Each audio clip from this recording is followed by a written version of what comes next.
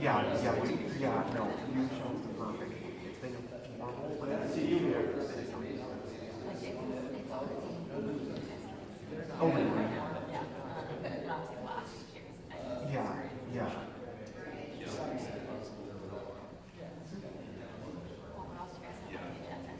So we have to sorry, we're getting some from the school district about opening online school, stuff like that.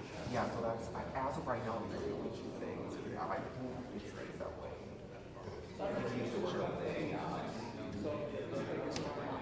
Yeah. Have you guys been busy too?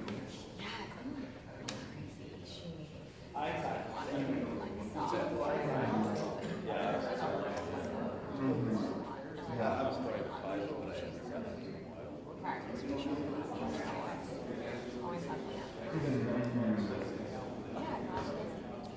Yeah, thank you for that.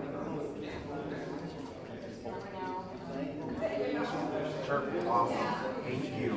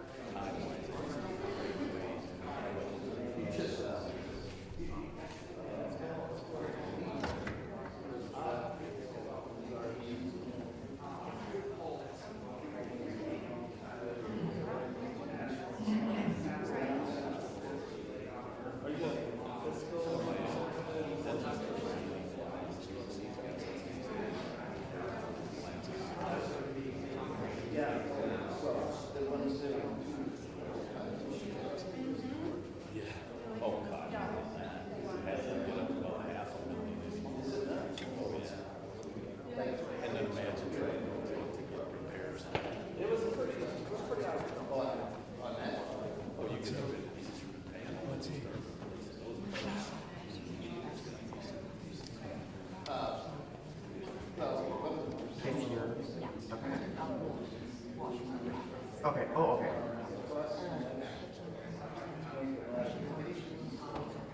Yeah, I saw that.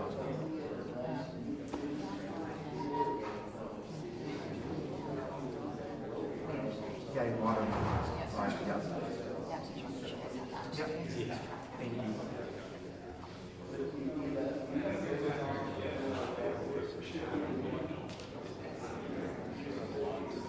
Oh, yeah.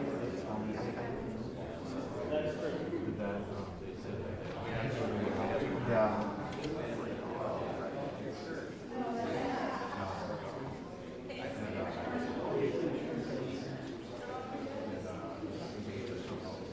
A little bit.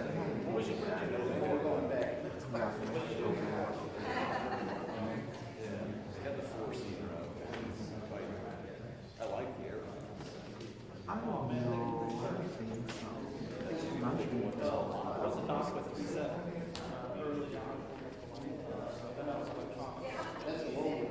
Yes. Best friend. Still friends with those boys. This one.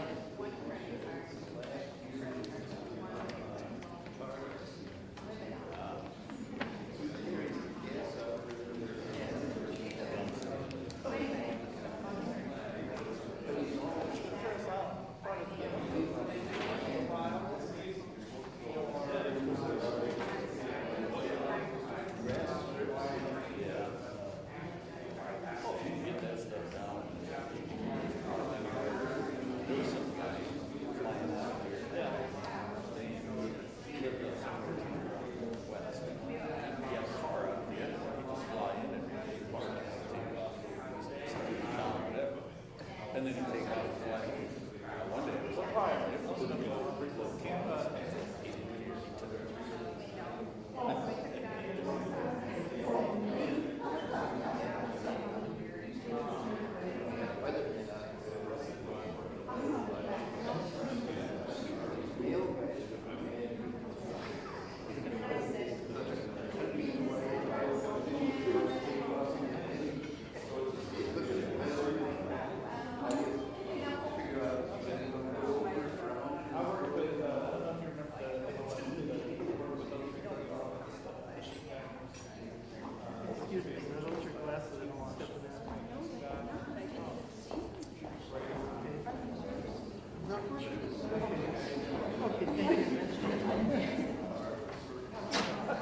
Sir, I have to leave early. Can I leave that out that door? It says it's an exit door or not? I don't work here, actually.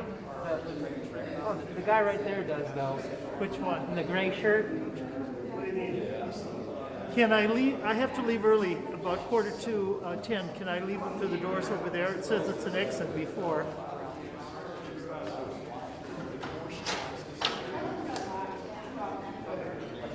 I can go out that way? Okay. Excuse me, I'm going to leave early.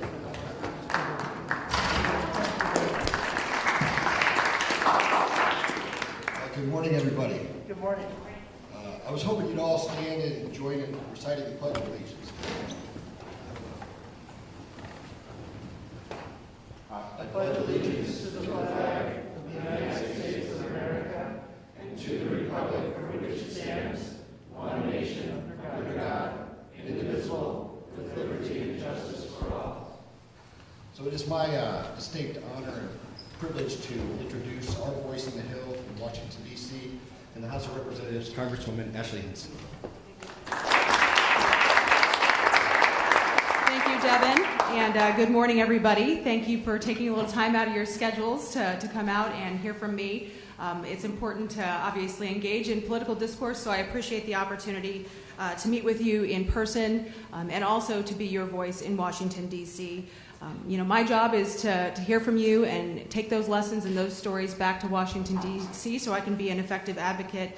And I'm also here today because I want to make sure I'm answering your questions about what is happening in Washington, D.C. right now. This is my 15th in-person town hall in the district. I've also done 6 virtual town halls, which allow me to connect with constituents when I'm out in Washington, D.C.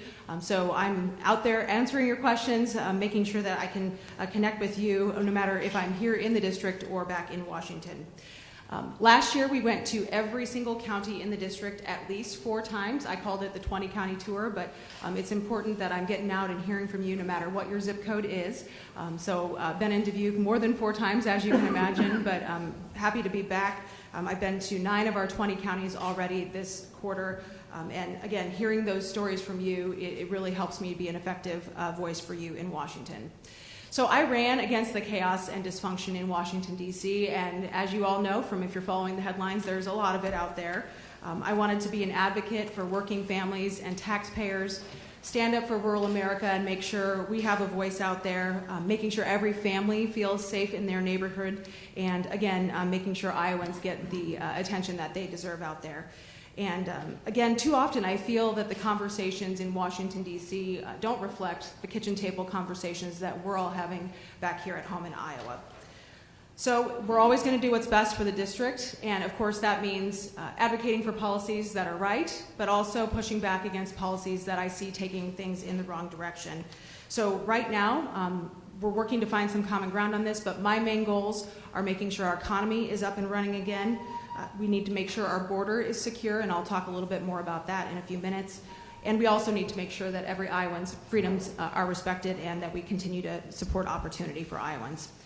Right now, if there's one thing that's very clear to me, it's that with what we're seeing coming out of Washington, D.C., the President Biden and Speaker Pelosi agenda is not working for Iowa's families.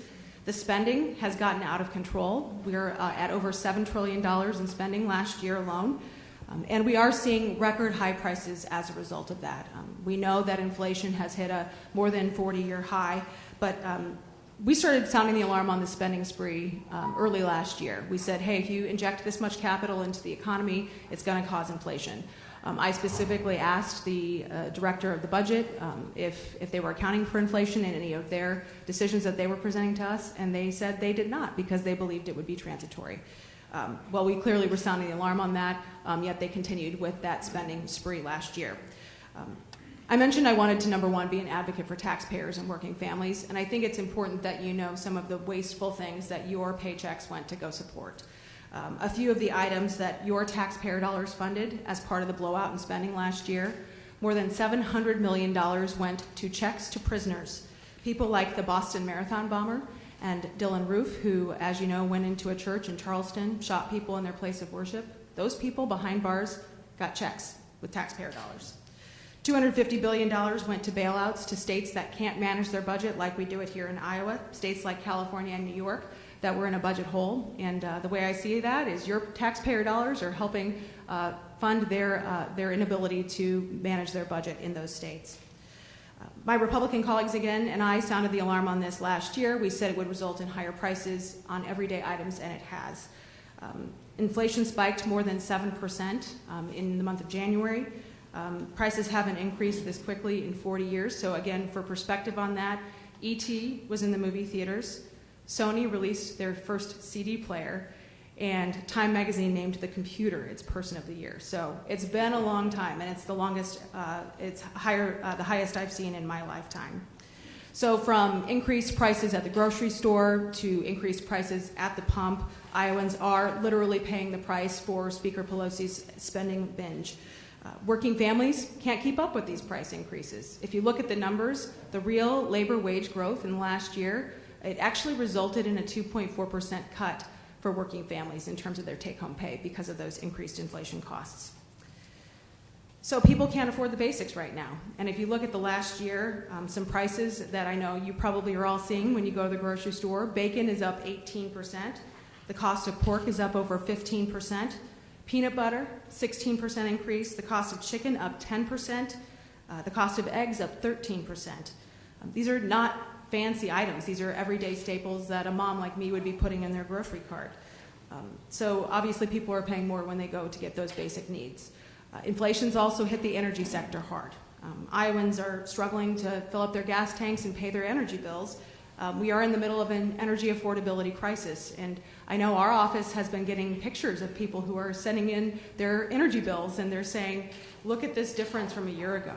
So the energy policies are a direct result of decisions made by this administration. And I know when I go to Washington, D.C., it's my job to tell your stories, and these are the stories of inflation impacting you every day. We know it's that mom who's putting less in her grocery cart because she has to fill up her tank, maybe only even halfway. We know it's the elderly person on a fixed income who is relying on Social Security who has to decide what bill they're going to pay, or the small business owner who's just trying to get people to come to work and keep their lights on Main Street right now. The challenges continue to mount, and these are the stories that I'm hearing from Iowans directly. These are the stories that I continue to tell in Washington, D.C., as Democrats in Congress continue to push for spending beyond our means. Speaker continues to renew calls to push the multi-trillion-dollar Build Back Better Act. The White House continues to ask us for more money for COVID relief.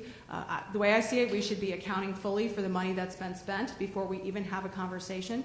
We know there are billions of dollars out there that are still unaccounted for from previous packages.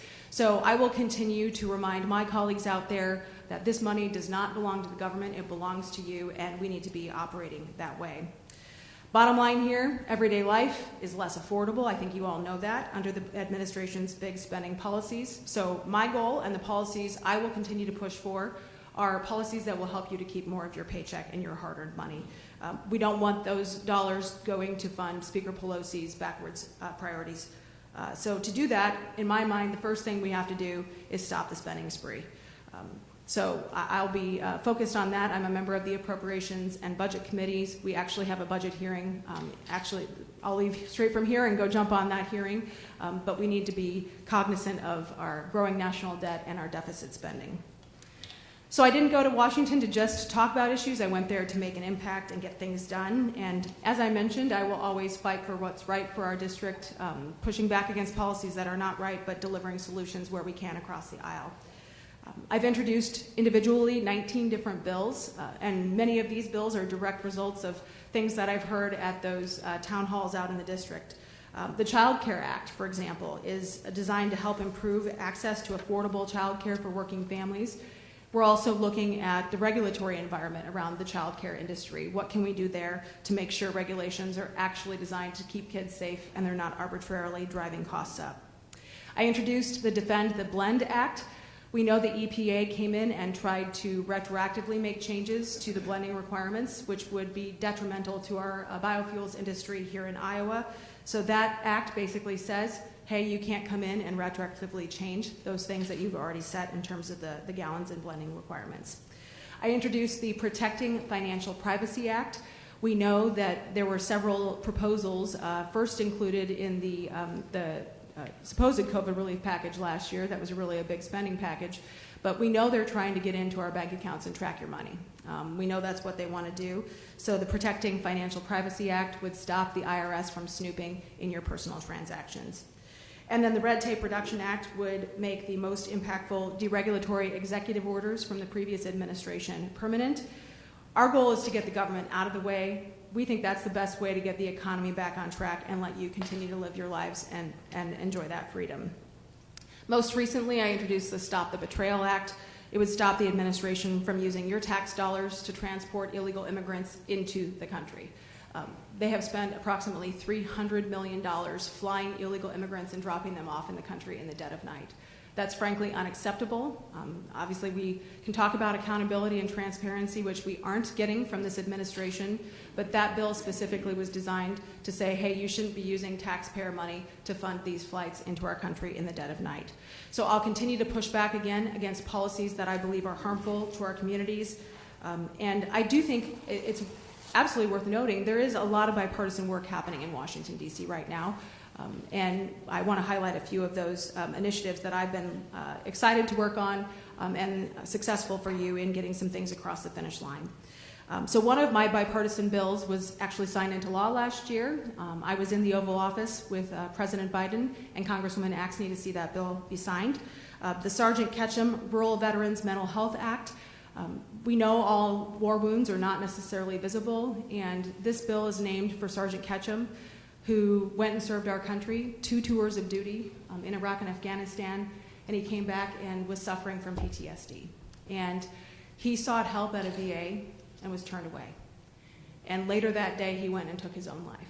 And it was clear we had to do something about this because no veteran should ever feel that way. They need to have access to the care that they deserve, and some things do transcend politics, and I think caring for veterans should be one of those things. So really proud to have worked across the aisle. This will reform the triage procedures at the VA and make sure no matter what your zip code that you can get those much needed services for mental health. So really happy to get that bill across the finish line for our nation's veterans. Also wanted to talk a little bit about ensuring our communities are prepared for disasters because as you all know, we're no strangers to disasters here in Iowa, whether it's flooding or as we saw in 2020, the derecho that came through. We marked, obviously, it's been about 1.5 years now since the derecho, but being out there in the field in that week, in the weeks after the derecho, it really shaped a lot of what I wanted to do in Congress, seeing how the processes could work better. So whether it's a windstorm or a flood, we need to be making smart decisions, smart investments, and so that's what we've been trying to focus on. We have to be forward thinking about flood mitigation, improving disaster response, making sure that our homes can be protected, and also that farmers have the resources to recover from these natural disasters, and also be thinking about building long-term resilience. And so we've partnered with the Iowa Flood Center, the American Flood Coalition, to specifically target a lot of the flood-related issues and the mitigation-related issues. I've hosted several bipartisan briefings on Risk Rating 2.0, the new flood insurance system here in the United States. All of those things are ways where we're trying to talk about how we can be prepared even though we can't necessarily control Mother Nature. FEMA's disaster response, I don't know if any of you have had an interaction with FEMA, but We knew that that process needed some work. Many of our constituents filing claims after the derecho had major challenges. They were followed up with letters that were vague, and that process clearly needed some refining. So we've been working on refining that disaster response so that people can get the assistance that they need. So that will continue to be a priority for me as your representative. But again, if there's one thing, I just want to go back to this because it's what I hear about everywhere I go right now. It's that life is less affordable right now under this administration because they want you to forget it. It's all about the tax and spend agenda, and it will continue to be less affordable if they continue down this path of continuing to use your hard-earned paychecks, your tax dollars, to try to expand government. We see that happening in all of the bills that are coming to the floor right now. Just a week and a half ago, we had a bill come to the floor, more than 3,000 pages, to supposedly hold China accountable. It mentioned the word coral more times than it mentioned the word China. So we have some misguided priorities, and again, misleading priorities from Speaker Pelosi. What I'm hearing from Iowans, and I'm excited to hear from you again today, I'm here to answer your questions, is that Iowans want to live their lives. They want to be able to run their small businesses. I just was visiting with a small business yesterday, a coffee shop, and they've had to increase their prices. They saw chicken wings go up $20 a case. So that's a bottom line issue that is really affecting our Iowans' abilities to run their own businesses and live their lives. Big spending, big government policies are not the answer, and they are making everyday life harder and less affordable. Before I open it up for questions this morning, I just wanted to run through a little bit about our office here in the district and the services that we provide for you. We are in the business of customer service, and so we have 3 offices set up here in the district. One right here in Dubuque. We have a district office in Cedar Rapids and also an office in Waterloo. From troubles with the IRS, which is the #1 area where we do casework, helping to get people the refunds that they are owed, their money from the government, dealing with FEMA, passport issues.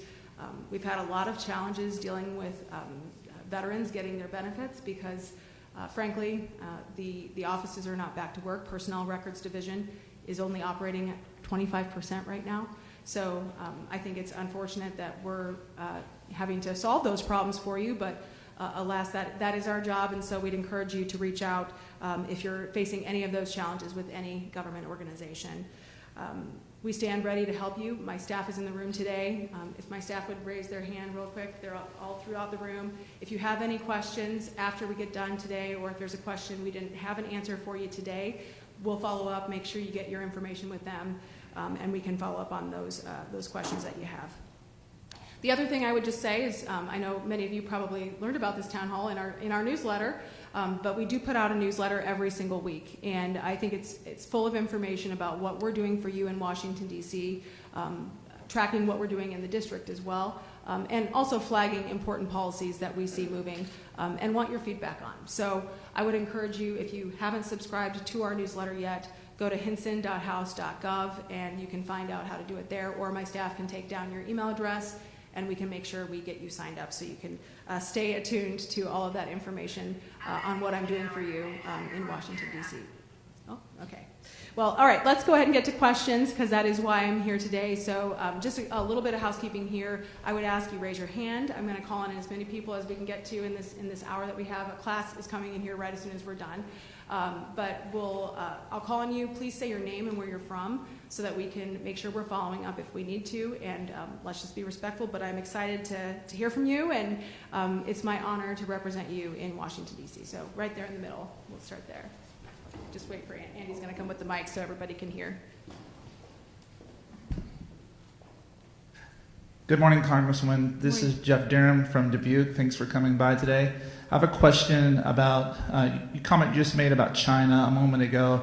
The issue with China, in my opinion, as far as COVID goes, COVID has really hit hard in this country, solidly along party lines, but the reality is it came from over there. Recently got a couple of at-home tests for COVID, and at the bottom of the package, it was inspected and made in China, then PRC. That's 2 different tests. The mask that the young lady was giving out here at the door, all those masks were inspected in China. And I'm sure because they're subject matter experts on what they gave us. So the issue is, in my opinion, or my question to you, ma'am, is what is being done to prevent the next one? How are we holding them accountable for what happened in this country? People in this country, Democrats and Republicans, hate each other because of COVID, which is kind of ignorant because it came from there. So what are we doing, ma'am, about holding them accountable for what they did to us? Yeah.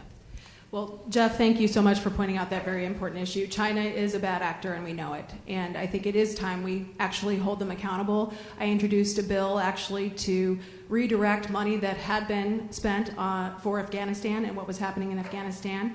And I worked with Senator Rubio on that bill.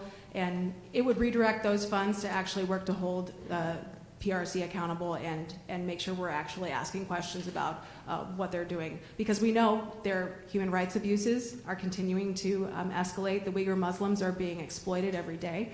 We've called them out on that.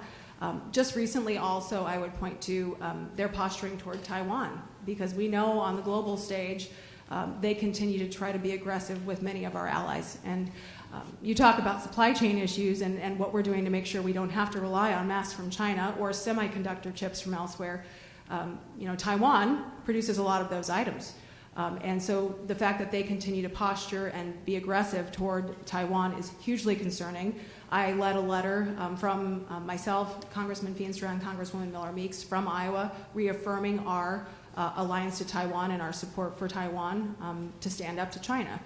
So we continue to try to focus on making that very public about the United States' support for our allies there and holding China accountable. We know they're a bad actor. We know they're coming after us, hacking into our systems, infiltrating our systems here in the United States. So it's definitely hugely concerning. What I will say is that I did vote no on what I call the Concedes Act, because as I mentioned, it doesn't really do anything to hold China accountable. It was a nearly 3,000-page bill on the floor of the House a few weeks ago, and it actually enables China to take money from a slush fund for climate priorities. We know that they're not actually following the rules on climate either. So again, I think that's the wrong message to be sending to the American people, is that we want to spend billions more on a bill that actually enables China. So we'll continue to push back. We'll continue to hold them accountable, and appreciate you bringing that question up today. So thanks, Jeff. Yep. Right here in the front. Charles Winterwood, Dubuque.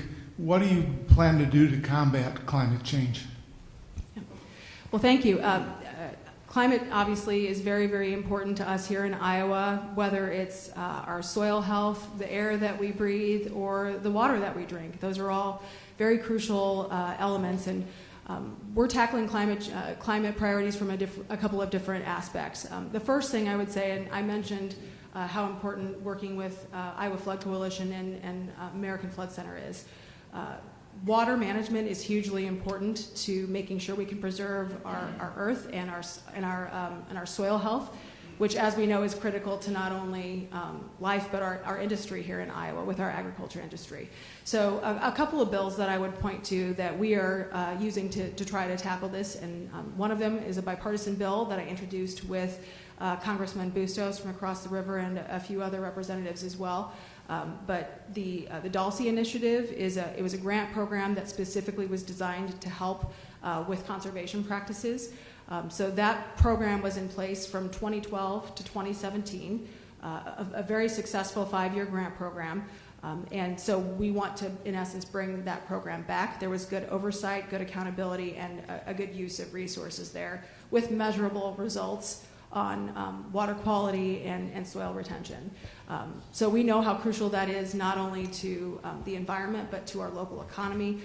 I was meeting with folks up in Clayton and Alameda County, and they specifically were talking about how crucial good water and good water management is to the tourism industry in Northeast Iowa, for example. So all of those things, I think, can collide. That's one piece of legislation that I think works to address a lot of those issues.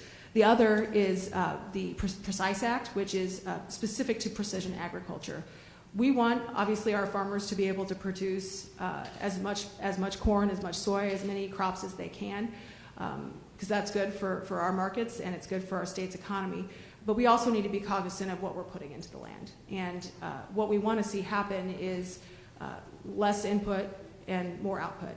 And so to be cognizant of how we can be better stewards of fertilizers, for example, going in, I introduced the Precise Act, which would allow farmers to access grant money to hopefully expand the use of precision agriculture equipment. So those are two things that I've specifically focused on that I think can work as part of a bigger package to help with some of the changes that we're seeing to our roof. And I know our farmers want to be great stewards of their land, and they are, and we want to continue to encourage them to take advantage of these practices, and so that's why I support these grant programs. So back there in the red.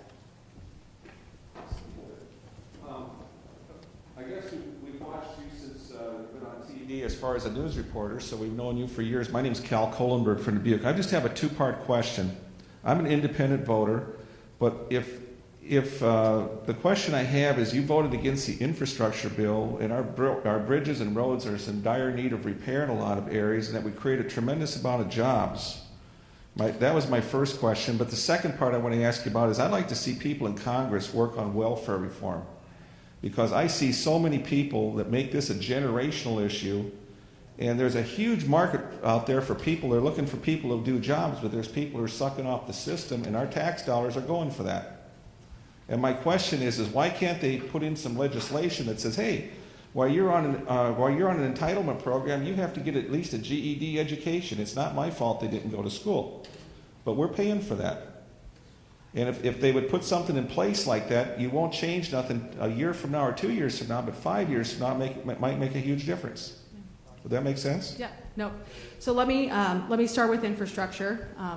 I've heard, and again, this is my 15th in-person town hall, and what I heard from folks all last year was, let's do targeted infrastructure. And that's exactly what our office is focused on, was targeted investments, roads and bridges, locks and dams, which is an area that I have prioritized over the last year. And we've been successful in getting some dollars to Dubuque, for example, the Port of Dubuque specifically, and the Guttenberg Lock and Dam System. So I was working to get targeted investments, not taxpayer blowouts of spending. And unfortunately, what we saw happen with that infrastructure bill was it was directly tied to the Build Back Better plan as part of their negotiations. So really, we were looking at about a $5 trillion price tag with both of those bills. So that's why I voted no on that bill. It was too expensive. When we talk about all these other inflation issues that we're seeing, in the bigger scheme, it was a huge amount of spending. But since it passed, I think it's important that even though I didn't vote for the bigger package, I still work to make sure we're getting those targeted investments back to the district. So that's exactly what I've been doing. I worked across the aisle and across the river to get targeted investment in for the NEST program, which will help modernize our lock and dam system. And I'll be damned if I'm going to let that money go to New York or California, because what you have is you have dozens of representatives fighting for that money. So I will continue to speak up about those priorities and how we can get those targeted investments back here to Iowa.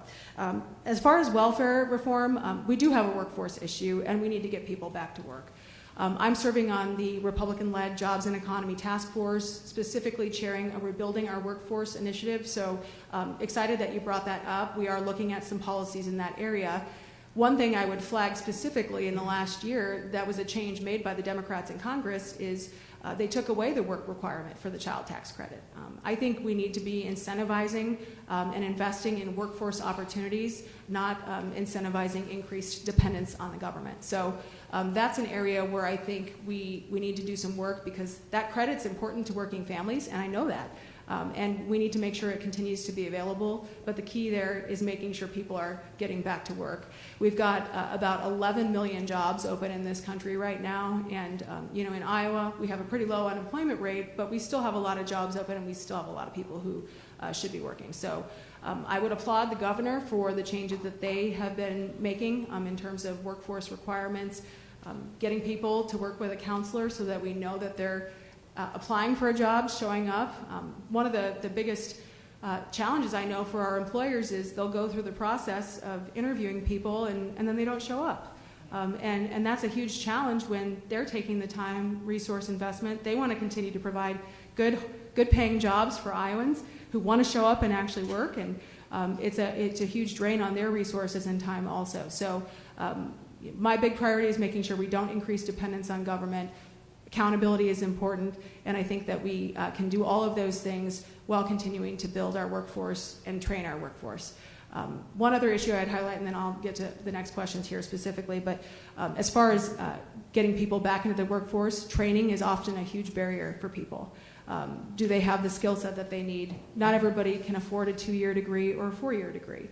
So one area where I've been prioritizing our efforts is on expanding Pell Grant opportunities to shorter term training programs. So like let's say an 8-week training program. I've heard from employers that they need to be able to skill up workers faster.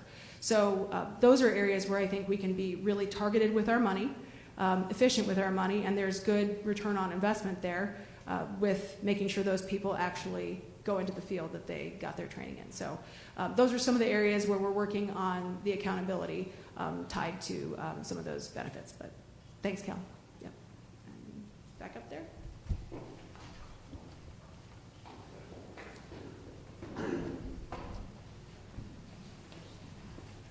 Good morning. Tom Goodman, I'm from Dubuque. My question deals with immigration. One of the things that I'm concerned about is, if you look at the Constitution, Article 1, Section 2 says that the House of Representatives is based on population. Population includes illegal immigrants. So when I'm looking at fentanyl coming across the board, guns coming across the board, human trafficking, I'm wondering why would we not close our borders? So I'm thinking, okay, where are all these people going? And I've noticed that most of these flights have gone to blue states or blue population centers. So California, for example, 27% of the population is illegal immigrants. 27% of the representatives in the House of Representatives are because of illegal immigrants. Are we doing anything at all to look and see if the Democrats are kind of doing a long game for 2030? Well, thank you, Mr. Goodman, right? You said your name? Yeah. Thank you so much for that question. Very passionate issue of mine. I serve on the Homeland Security Appropriations Committee. So this is an issue where we have direct oversight, and I'm hugely concerned about what's happening at our southern border. Over 2 million illegal immigrant encounters last year at our southern border. Enough fentanyl coming across the border to kill every single American 7 times over. And then you talk about the human smuggling aspect. I had a chance to actually go down to the border last April, and it's not gotten any better since then, clearly. But we met with local law enforcement down there. We met with local community leaders, and they were crying out for help. The CBP was crying out for help because we know the cartels are winning that game. In just the Del Rio sector alone, the section chief told us that the cartels are making about $11 million a week just smuggling people. So hugely concerning humanitarian issue at our southern border, in addition to the safety and security issue for our communities. You look at the people who they've come across at the southern border. We know people on the terror watch list have come across and gotten caught. Those are just the ones we know about. So as we look at the bigger picture here, this is a safety and security issue for our communities. So we need to get back to the policies that worked at our border, which are building the wall. We need to have a secure border. We need to make sure we're actually enforcing the laws as they are written, because if we did that, a lot of these people coming into our communities illegally wouldn't be here. I think the thing is, we look at Remain in Mexico policy. That's a policy that the Supreme Court has even come after the administration and said, no, you need to enforce this policy to properly be able to vet people before they come into this country. So those are policies that we know actually worked at the border. But since this administration is deliberately flying in the face of those policies, we've seen Customs and Border Patrol and ICE directly come to us as lawmakers and say, guess what, we can't track these people once they're in our country illegally. We don't have a way to say, let's say CBP releases someone, catch and release is happening, by the way.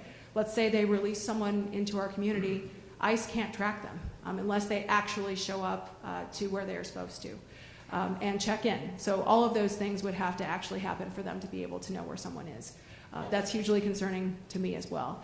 So again, I introduced the Stop the Betrayal Act because we shouldn't be spending taxpayer dollars to fly illegal immigrants into our states. We know that they did this in Iowa. Thank goodness we have a governor who pushed back on that. They were flying in children who are illegal immigrants into the state of Iowa in the middle of the night. They did it at the Des Moines International Airport, and then they tried to lie about it when she started asking questions. A few weeks later, they came around and admitted that that's what they had done.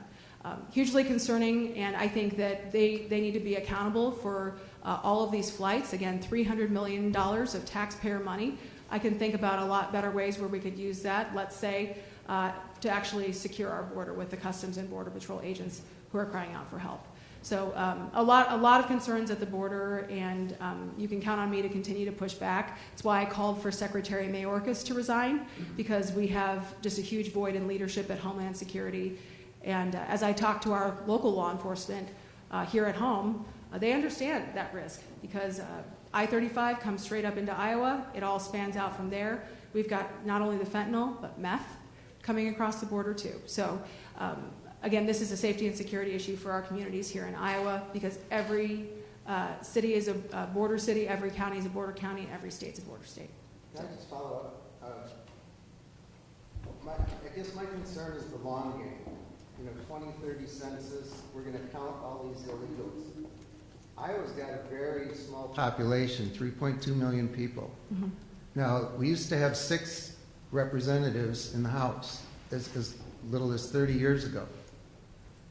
Now, 2030 comes along, we're going to count all of these illegals.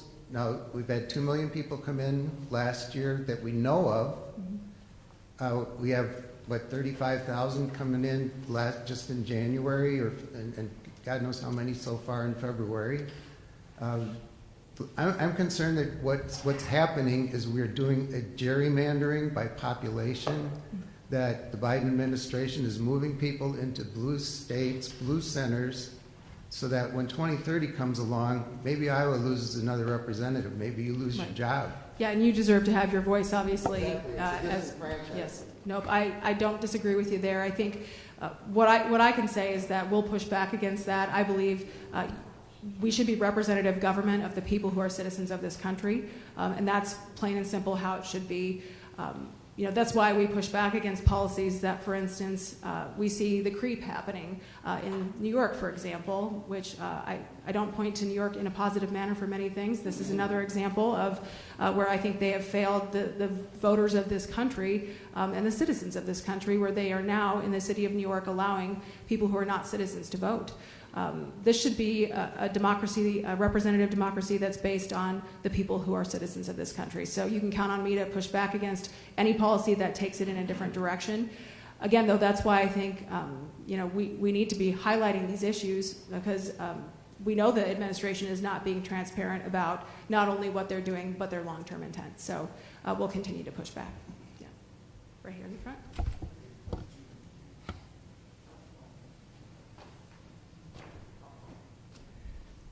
Hello, Nino Erba from Dubuque. So this one's going to be simple. I just saw today on a database that nearly 9,000 Iowans have died from COVID, so this is a straightforward question. Is that an acceptable number of deaths to you? Well, first of all, COVID has been an absolutely terrible, terrible virus in our country and our state, and any life lost is one too many, I think.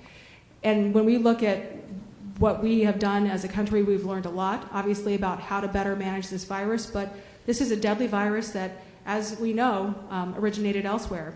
So we need to be proactive in holding people accountable for the 9,000 Iowans who died and the nearly 1 million, or maybe it's over 1 million now, Americans, and many, many more around the world. This is a devastating virus, not only because of the lives lost, but the livelihoods that have been impacted as well. You talk about a lot of these struggles that I've been talking about here today, and they're a direct result of this damaging virus. Look at what's happened to our kids. I'm a mom to a 9 and 10-year-old. I know we struggled to do homeschool at the same time. A working mom is sitting at the counter right next to her kids trying to educate them. Our teachers in the classroom trying to adapt to teaching their lessons in a pandemic setting. We've been through a lot over the last year, and I'm hopeful that we're moving forward as a country and as a state. But we do need to make sure we're highlighting and not forgetting the damage that's been done, the lives that have been lost as a result of this virus. That's why I think, a year ago we should have been investing additional dollars in COVID testing, public health measures, and regardless of your opinion on the vaccine awareness. I mentioned the package that passed last March, $1.9 trillion, with only about 9% of that going to actual public health measures to help address COVID. So I think we need to be positive and look forward, but I think we also need to be realistic about accountability for the money that's been spent, learning lessons to make sure we're ready for whatever comes next, whether that's masks, availability of vaccines, or critical supply chain issues that we need to be focused on here at home. But my heart goes out to anyone whose family has been affected by COVID. I think everyone in this room probably knows someone who's had it or lost someone who had it. So it's a terrible thing, and I hope we can, as policymakers, work to hold people accountable and get some answers also. Yep. In the back there, and then we'll come.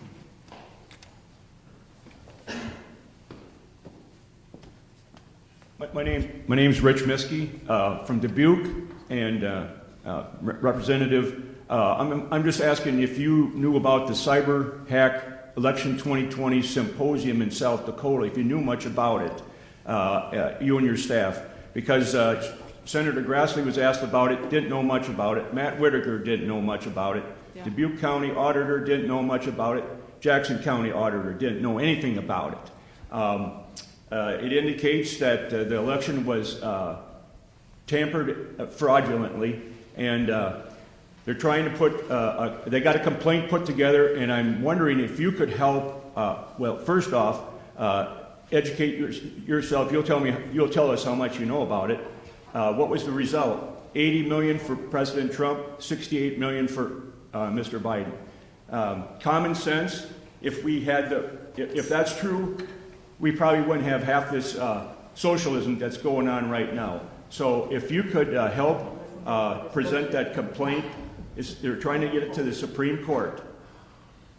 Ask Mr. Carlin, Jim Carlin, and is it Sandy Salmon from Bremen or something like that? They'll help you out. Well, and I don't know about that, so we'll follow up and make sure you follow up with my staff. Not familiar with what's happening in South Dakota. We're focused on this district. That was last summer, August 2021. Well, I've been focused on, obviously, this district and working in D.C. for you. So, but what I want to talk to you about specifically today, because election integrity is important, and what we can point to here in Iowa is that we have a really great system. And I think as we move into this next election cycle, I've tried to highlight the work that has been done here in Iowa to make sure that your voice is your vote, and then you can count on the integrity of your vote here. Elections belong with states, we know that, and that's why we have strong laws here in Iowa for election integrity, things that are common sense provisions like voter ID, for example, to make sure that you're actually checking that someone is who they say they are, absentee verification. We also have a voting window so that people can vote early. We have actually a longer voting window for early voting than many other states, I believe, including even New York. So we're trying to make sure it's easy to vote but hard to cheat, and I think that's absolutely critical. I had the chance specifically to bring into Iowa a fellow member, Congressman Davis, who serves on the House Administration Committee. He's the ranking member on that committee. He is going around the country right now, traveling to our districts to learn what works well as far as election management and what does not work well, what the failures would be, what the vulnerabilities would be. So I took him specifically to the Benton County Auditor's Office. We basically got to see the entire process, accountability process from start to finish that day. And as a result of our visit, because I asked her, what are you doing to make sure people here at home know that this is how you do it? So we can understand the transparency and what actually happened. So after that, when they did their testing, they actually did a Facebook Live to put it out there so people could see the process in action. So I think integrity in the process is absolutely critical, and so we've been focused on the things that are working well, as well as asking questions where needed, obviously, about election policy. The other thing I would quickly say is we know, though, that there are damaging bills moving forward. There have been 2 that have gone off the House floor in the last year, H.R. 1 and H.R. 4, that would actually make it easier to cheat, would open up our elections to a lot of those questions about who's actually casting the ballot, who's attesting for someone else. No verification. It would allow to get rid of voter ID. It would require the Department of Justice to approve any change that a state makes. And I'm sorry, but I don't want the Biden Justice Department having a say over Iowa's elections. That's not the way our founding fathers intended election policy to go.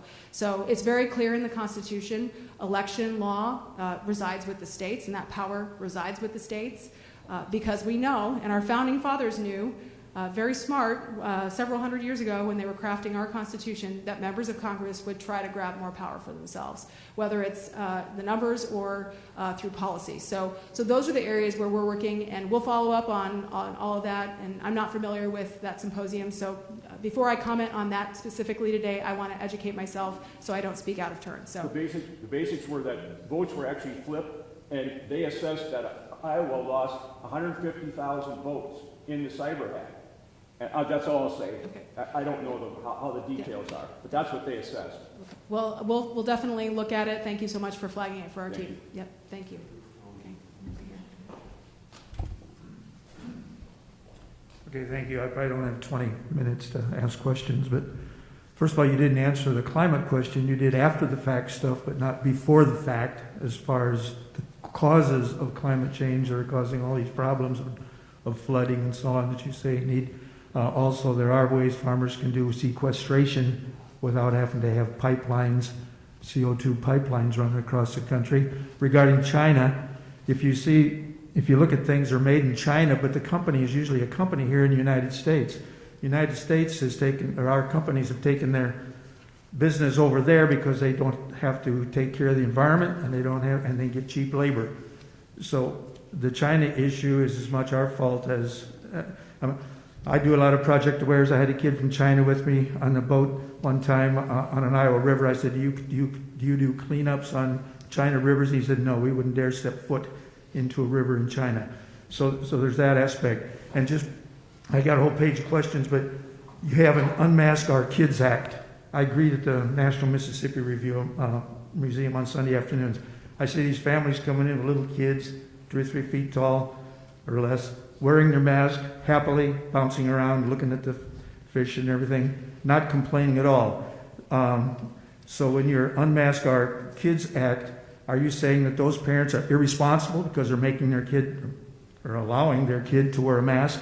I'll just quit there because I got a million questions. No. Well, thank you for bringing up that, Bill, because as a parent, I believe it should be parents' choice whether or not their kids are wearing a mask. That's a decision that should be up to their families. And I think when you look at what's happened in our schools and to our kids over the last year, there's been a lot of damage done as well. And we're at the point now where the vaccine is widely available, and we're moving. I'm answering your question, sir. The damage? Well, look at the mental health impact on our kids. Look at the impact to social development in our classrooms. We know the number of emergency room visits for young people, specifically for mental health reasons, has dramatically increased over the last year. So that's why I introduced the Unmask Our Kids Act, is because parents should be able to have that choice themselves. But also, the other part of that bill that I think is absolutely critical is kids need to be in school in person. And that has gone missing in a lot of school districts across the country. We are lucky here in Iowa that our kids can be in classrooms. Our kids are not learning 100% of the time from behind a screen. There are school districts around this country that have taken billions of dollars from the government in these states, that they've taken money from the government that is meant to be used for COVID-19 mitigation so that we can get kids back into school. And they have not presented plans to get kids back in classrooms, and there hasn't been accountability there for the money. So not only is that bill designed to make sure parents can have a voice and a choice there in terms of if their child is masked at school, but they can also make sure we are holding those school districts accountable to using billions and billions of taxpayer dollars to do what it was actually intended to do, which was make sure that our schools could be open and our kids could be learning in person.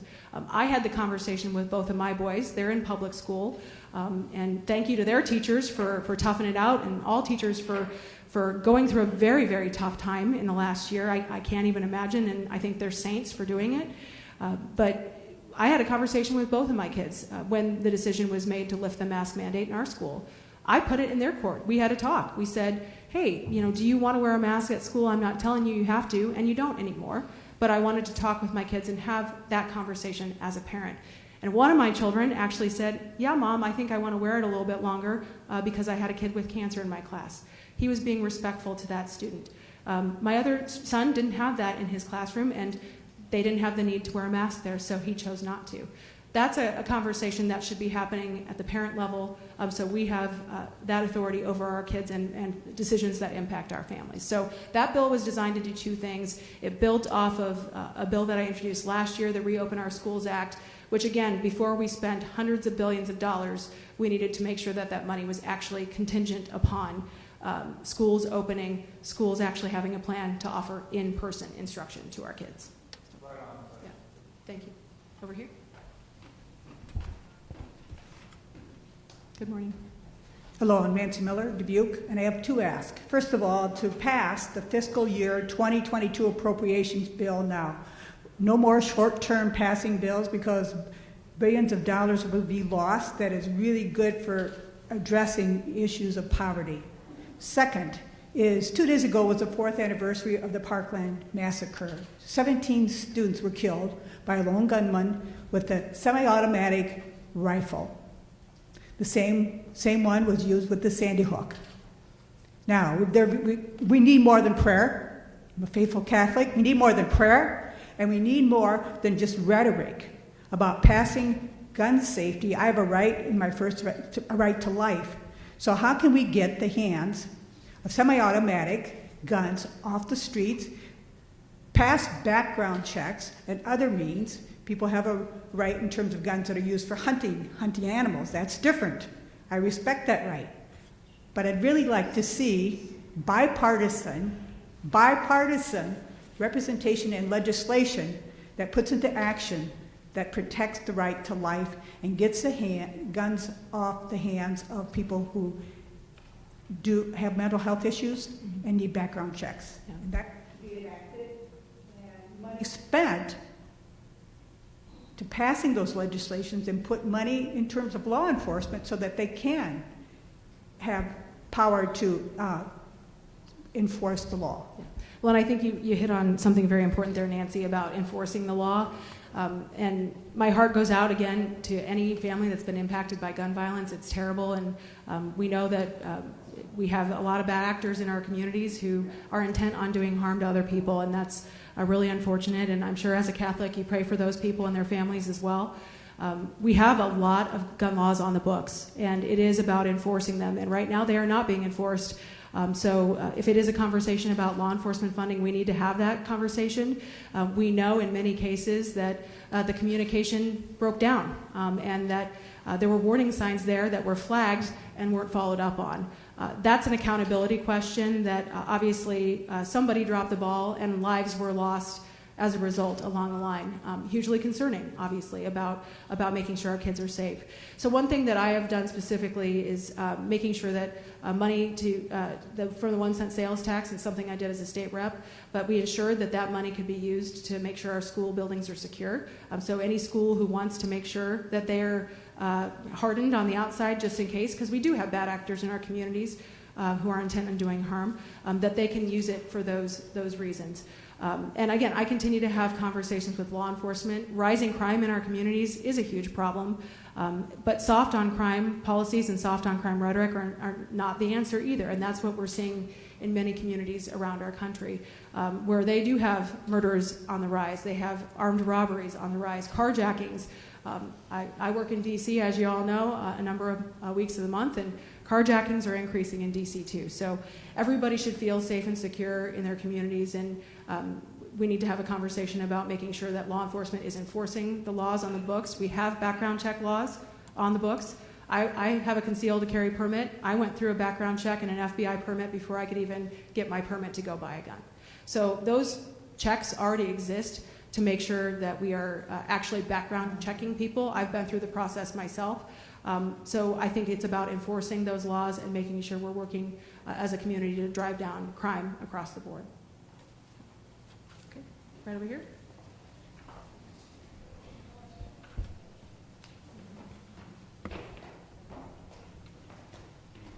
Ashley. My name's Emmy. I actually live in Cedar Rapids, and I just moved to Iowa 3 months ago from Illinois, and I actually just wanted to say thank you. It's been amazing. Two things. One, I just love hearing about you fighting to keep DC accountable and stop the overspending. As a young person, it scares me, seeing the debt that we're in and thinking that it's not going to get better by the time that I have kids. And two, just being here, it's amazing to hear that you have had 15 in-person town halls. I hope, if you agree with her or not, just feel lucky and blessed that she's out here talking with you, because it's been a lot different since I've moved here. So thank you. Welcome to Iowa, Emmy, and we're glad to have you. And thank you so much for those comments. A couple things that I would just follow up on. We need to do everything we can to encourage more people to move to Iowa, and so I'm thankful our legislature is working on some things right now too to make Iowa more competitive for taxes. We want to make sure that you can keep more of your hard-earned money, return as much of that taxpayer money back to taxpayers as possible, so that you can have a good job, have a good life. That's absolutely critical, and we want to empower you to want to live here in Iowa. So everything we can do to encourage people to come here is I think, the name of the game right now. And I think that's especially important as we hear proposals. You talk about the big spending, but along with big spending comes big taxes. And we continue to hear proposals to increase taxes on not only hardworking Americans, but also on our small businesses. If that plan had passed, it would equate to about a 4% increase for small businesses right off their bottom line. And those are businesses that are using, as a pass-through entity, they're using that money to reinvest and create jobs. I've heard from dozens of Main Street businesses that would just be destroyed if they had to pay that extra tax. So it is about accountability, and it is about making sure we're a competitive place to live, work, and have a family. Accountability in Washington is important. That's why I do these town halls. That's why I listen to you. And not everybody in Washington, D.C. operates that way. It's very clear. It's why I've introduced bills to make sure that people who leave the administration don't turn around and lobby their friends in the administration. That's a huge concern about, you talk about the Washington insiders. If they're leaving that job and turning right around and they have relationships, what do you think the odds of them getting their priorities done are? That's a big concern, and something that we have flagged, and we'll continue to try to work to clean up Washington however we can. Thank you. All right. Time for one more question. So you have one up there, sir, on the aisle.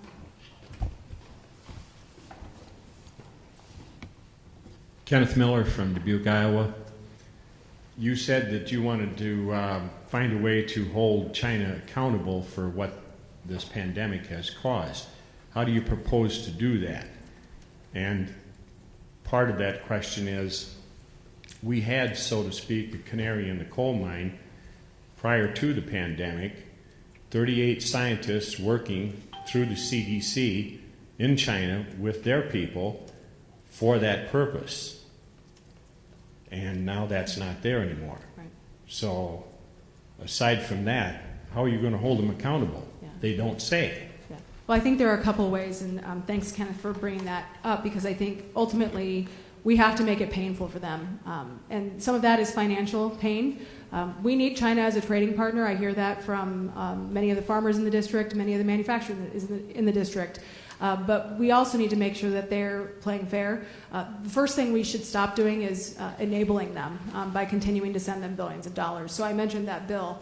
That's why I voted no on that bill, because it basically funnels money to them that they can then use for their priorities, and not for climate cleanup, right? Which is what I think we all would want them to actually use it to clean up their rivers, clean up their pollution and their waste. But we know that they're not following those rules. So again, the money that we are redirecting would be used to hold them accountable.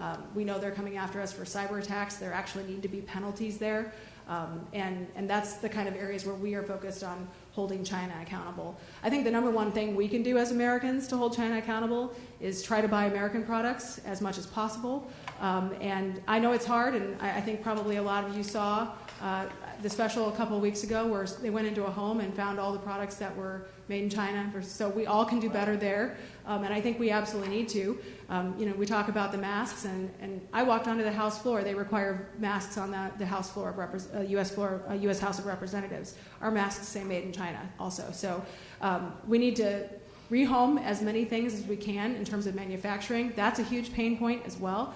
You talk about incentivizing our businesses to set up here instead of overseas. Good tax policy can do that. The 2017 Tax Cuts and Jobs Act actually did that. We've had 0 reversions in terms of companies moving their headquarters overseas since that bill was passed. So again, I've introduced a bill that would make many provisions of the Tax Cuts and Jobs Act permanent, specifically to support our small businesses and our working families, because we know that has a real impact on making sure those opportunities are here at home. Also, we need to be looking at the supply chain, because that got all boogered up, and we hear all the time about how many people are waiting for things that are stuck coming from a boat from China, right? Our small manufacturers are waiting on products. The cost that these small businesses have incurred. I had a chance to talk with the folks at Oak Street Manufacturing in Jones County a few weeks ago. Actually, it's been a couple months now. Time flies. But one of the things that they flagged for me was that the products that they do rely on coming in from China, their shipping costs have gone up over 600%. So what does that then do? It's an inflation tax on all of us, because everybody else has to pay more for those goods and services. So I've introduced a piece of legislation. It's bipartisan, and it would work to look at those critical high demand products that we need to be making here in the United States. How can we incentivize those to be produced here, specifically with rural manufacturers? So we're looking at that from the standpoint of we need to create that opportunity here at home, and we certainly don't need to be enabling China and do it with our resources and your taxpayer dollars. So, all right, well, thank you everybody for coming out this morning. And again, please subscribe to our newsletter, hinson.house.gov, for more information. Follow us on social media. And if there's ever anything that our team can do, or if you have any follow-up questions, please talk to one of them after we're done here. But really an honor to serve you in Washington, D.C., and thank you so much for bringing your feedback to me. I look forward to seeing you again in the future. Thank you very much.